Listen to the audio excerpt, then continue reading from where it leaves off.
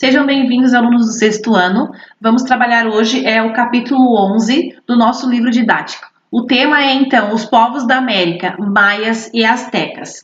Existe também os incas, porém o livro não vai dar tanta ênfase assim, né, sobre os incas. A gente vai ver mais os maias e os astecas. Uma curiosidade antes da gente entrar nesse assunto. Vocês sabiam que o povo, a origem do povo mexicano lá do México veio dos astecas e veio dos maias? É igual a gente quando começou aqui no Brasil. A nossa origem tem o quê? Tem o português, o índio e o africano. Lá tem os maias, os incas e os astecas que deram origem então ao povo do México, ok?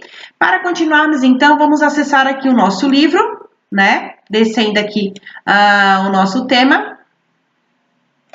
É uma nova modalidade, como vocês estão percebendo, né? Fica mais fácil da gente poder estar acessando o nosso material. Peguem um livrinho de vocês e vamos lá. Bem, os maias.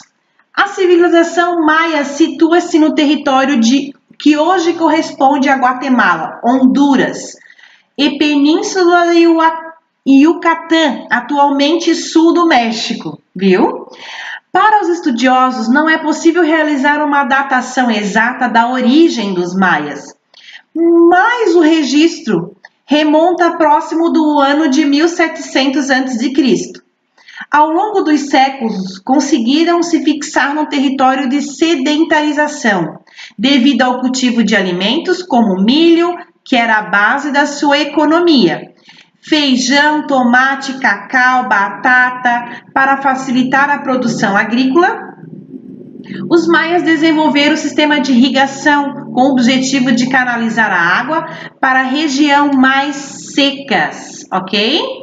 Vamos lá, descendo então o próximo tópico. Aqui tem um mapazinho que sugere mais ou menos ali como falou ali a civilização maia, né? Aqui está o México, a Guatemala, né?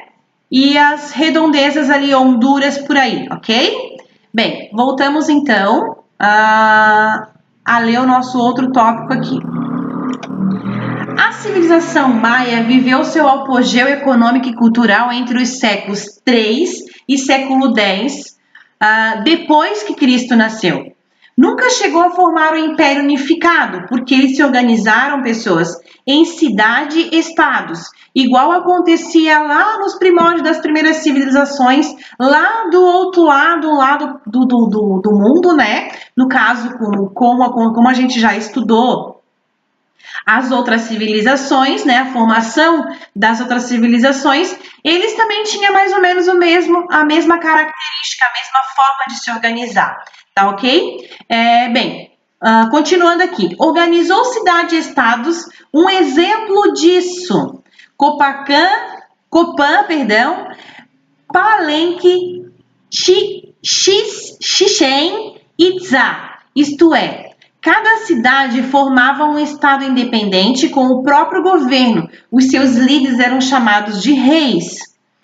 Leis e atividades econômicas dentro das cidades, o mercado, os templos religiosos e o palácio eram o eixo da vida dos maias, né?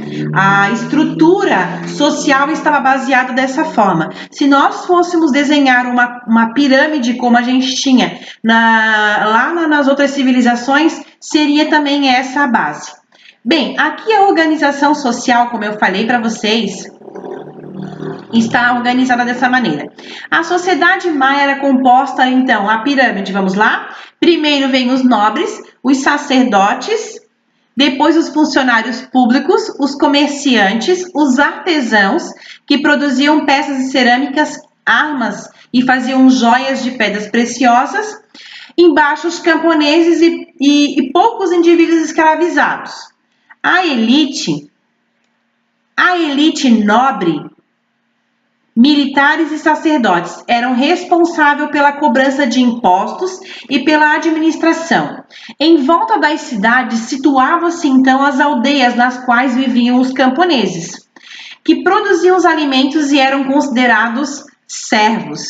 Bem, gente, lá a religião deles era uma religião também politeístas, né? Eles acreditavam em outros, vários deuses, né? E eles eram teocratas. O que é teocratas, prof? É aquele que, então, a autoridade vem de Deus, né? A teocracia, né? Deus era o ser divino no qual enviava essa pessoa para que ela fosse então a responsável por criar ali um reino, um estado, e não podia se duvidar dessa maneira, dessa situação. Bem, os maias tiveram um enorme desenvolvimento cultural, cultura que até hoje prevalece, né, nos nossos meios. O calendário inventado por eles, eles eram observadores dos céus, astrônomos. Eles gostavam de observar as estrelas e através dessa observação é que hoje a gente tem os nossos locais de observações que a gente consegue então se aproximar, entender mais as estrelas, os astros, o sol, tudo que a gente conhece nesse sistema solar, a gente deve aos maias, à observação dos maias, ok? Bem, continuando então, os maias tiveram perdão aqui, voltando, os maias tiveram uma grande responsabilidade, então, nesse processo de sistema, né? Aqui, um pouquinho, só um minutinho. Aqui. Os maias tiveram um enorme desenvolvimento cultural, principalmente no campo da astronomia e da matemática. Os estudiosos maias produziam um calendário, que é o calendário solar, destacando-se um religioso. Tzolk'in, de 260 dias, e um não religioso, que é o Rab, com mais de 365 dias, que é parecido com esse que a gente tem hoje, né? E composto por 18 meses de 20 dias mais 5 dias finais. A civilização dispunha de excepcionais astrônomos, observadores, então, né, das estrelas, dos astros, que entre diversos avanços mapearam as fases e os cursos de diversos corpos celestiais, especialmente da Lua. Muitos templos e pirâmides maias também tinham janelas e miras demarcatórias para acompanhar e medir o processo das rotas dos objetos assim observados. Com isso, eles conseguiam, então, entender a matemática, entender o processo do sol, do dia, da noite. Tudo isso eles observavam através desses observatórios que eles criaram, que era, né, um espaço que eles criaram para observar, então, as estrelas. Bem, meus queridos, no vídeo a seguir, nós vamos ver, então, como os maias conseguiam estudar a Lua sem ter um telescópio. Olha só, hoje sabemos que nós temos os telescópios e os observatórios, né? Que são lugares específicos criados para esse tipo de observação. Mas lá nos maias, não, eles tinham que produzir, eles tinham que achar um meio.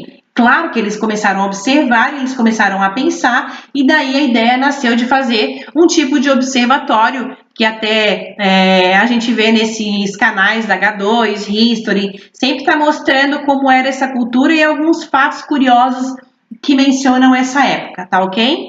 Bem, fique ligado no nosso próximo vídeo a seguir, a prof também vai mostrar umas imagens desse povo.